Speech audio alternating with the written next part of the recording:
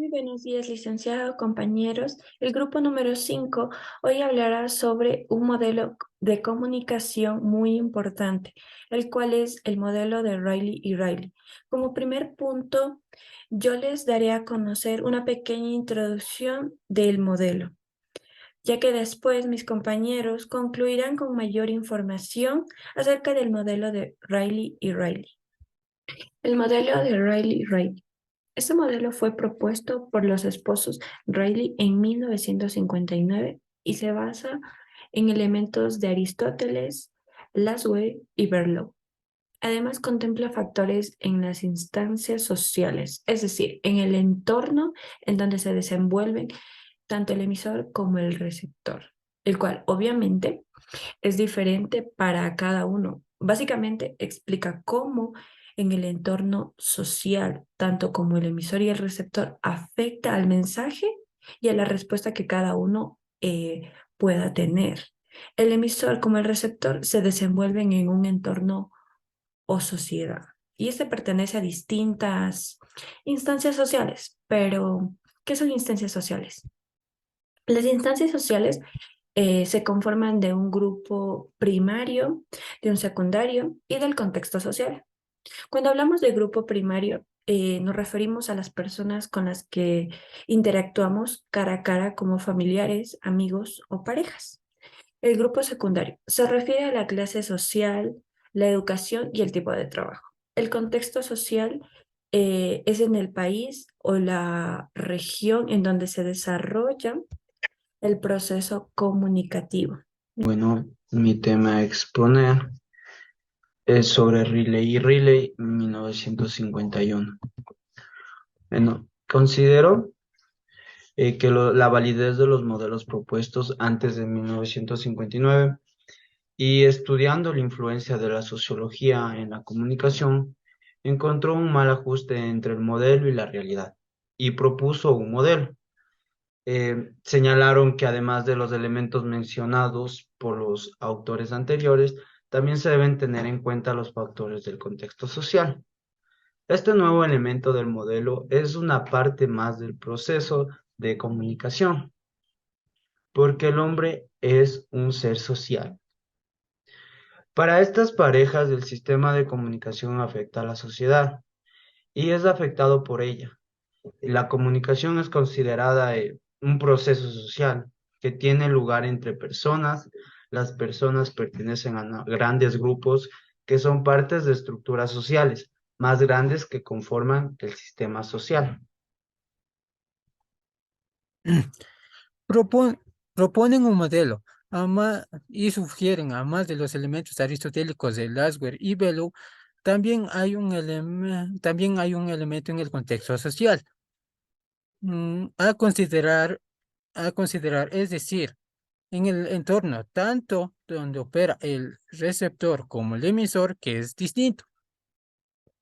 Así advierten en el contexto social que el emisor y el receptor puedan influir en el mensaje y la respuesta de cada individuo.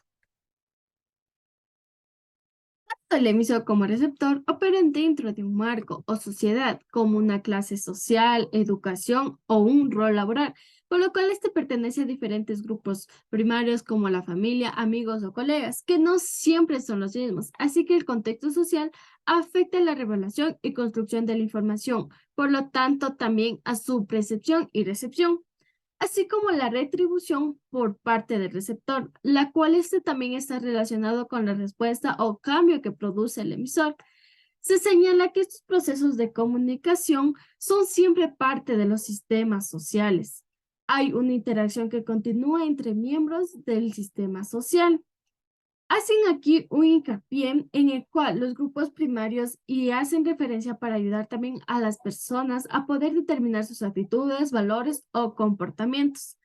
Aquí se ha tomado en cuenta que las audiencias no solo son los receptores pasivos, así que existe el proceso de retroalimentación que convierte a la comunicación humana en una interacción.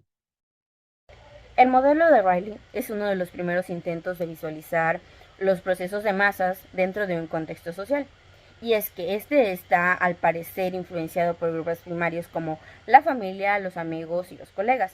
Y a su vez, este está influenciado por una estructura social que pertenece a una clase social, a la educación, al trabajo e incluso a la religión. Y todo esto tiene coordinación con que están influidos por amplias instituciones sociales propias de un país o una región que se desarrollan en un proceso de difusión. ¿A qué me refiero con esto? Al gobierno, a una asamblea y a un código de ética. Ahora vamos a presentar el modelo de la tuba de Wilbur Scrum. ¿Quién es este señor?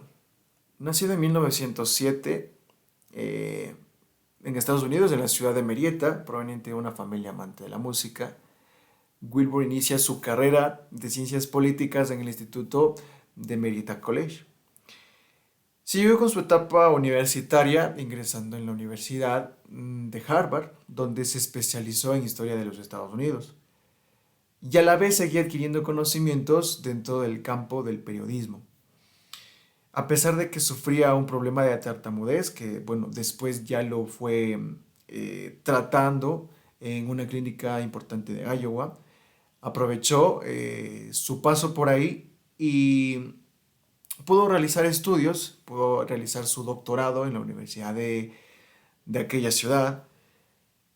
Y la tesis que él elabora, ¿sí?, la desarrolla en torno a la obra titulada La canción de Hiawatha, del autor Wadsworth.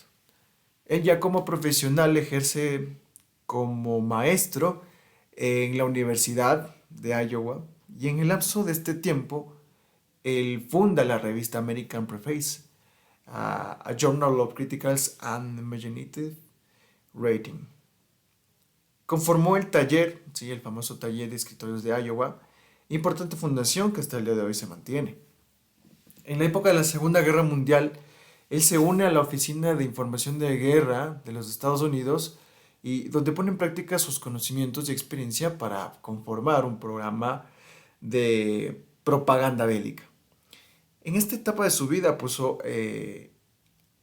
como experto ya, formula el conductismo. Scrum dedicó su vida a los estudios sobre las claves de la comunicación y destaca mucho su paso por la docencia.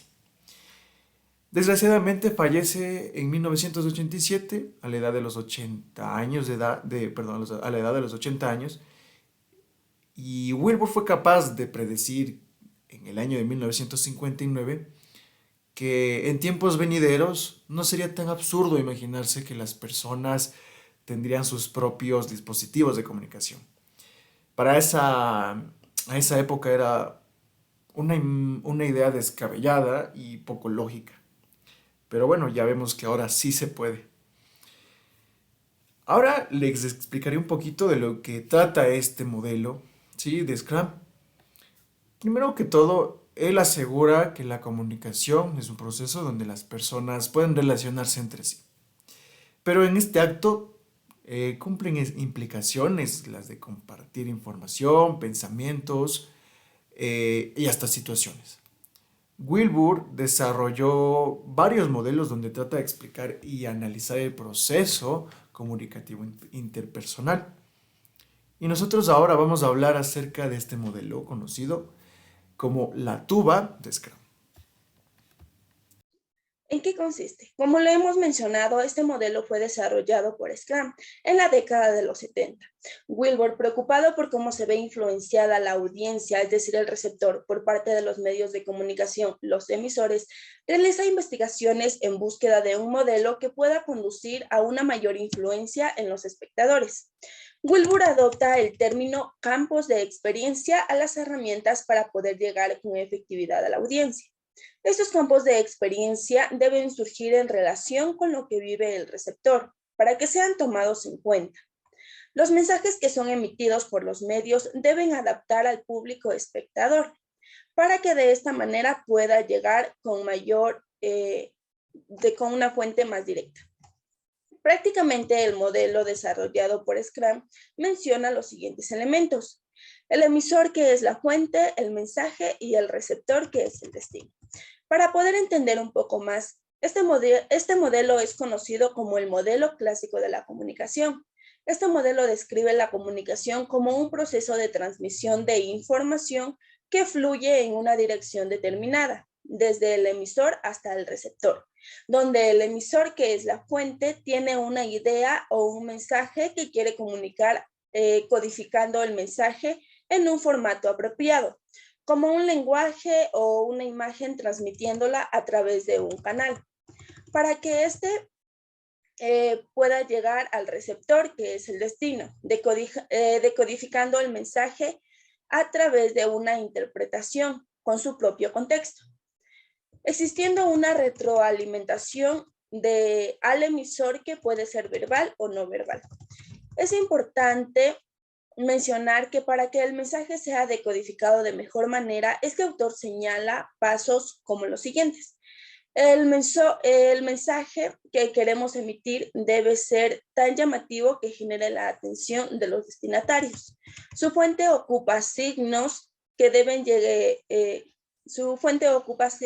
hagan énfasis a la experiencia común de la fuente y del destino. Y además menciona también que el mensaje debe despertar necesidades de la persona del destinatario, y culmina también con los modos de ajustarse a las necesidades del grupo en que generalmente se encuentra el receptor y decodificador. Características. El modelo de la tuba de Stram hace referencia a la comunicación colectiva. El individuo acumula experiencias relacionadas a su estilo de vida, donde interviene el desarrollo intelectual y social. Por ello, el mensaje que éste transmite va impregnado de una carga de experiencias. El éxito de un acto de comunicación depende de que el mensaje se sitúe en el campo de la experiencia común de ambos participantes, tanto el emisor como el receptor. Según el modelo de Stram, los pasos a seguir para que el mensaje sea recibido de manera eficiente son los siguientes. 1. El mensaje tiene que ser capaz de mostrar por qué es importante que el destinatario lo lea. Segundo, la fuente tiene que ser clara al enviar el mensaje.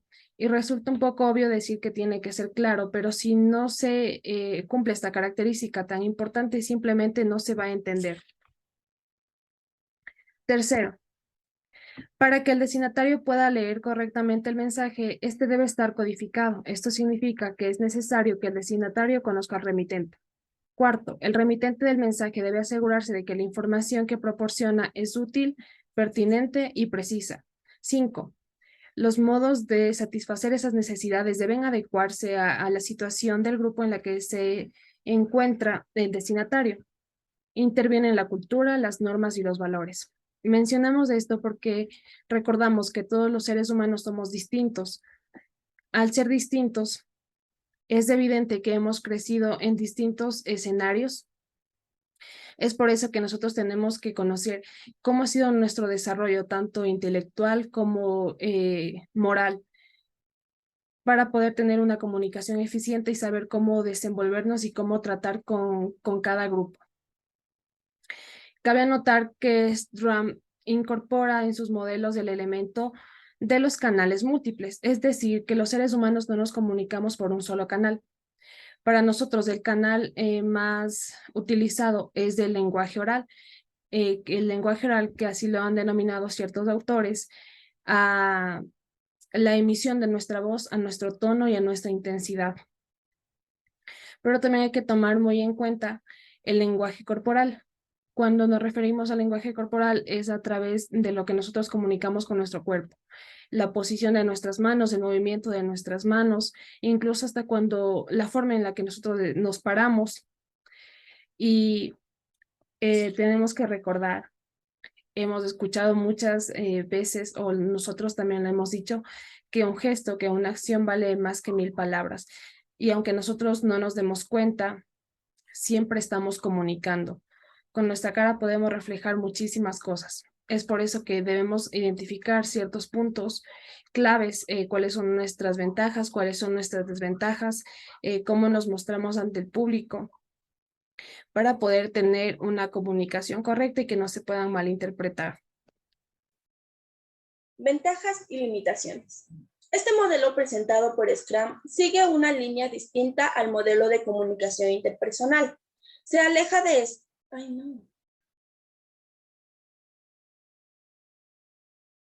Ventajas y limitaciones. Como lo hemos mencionado anteriormente, los campos de experiencia es un término anexado a las investigaciones de Scrum, es decir, que completa la ideología, valores, necesidades y varios factores que se relacionen con la vida cotidiana de los espectadores.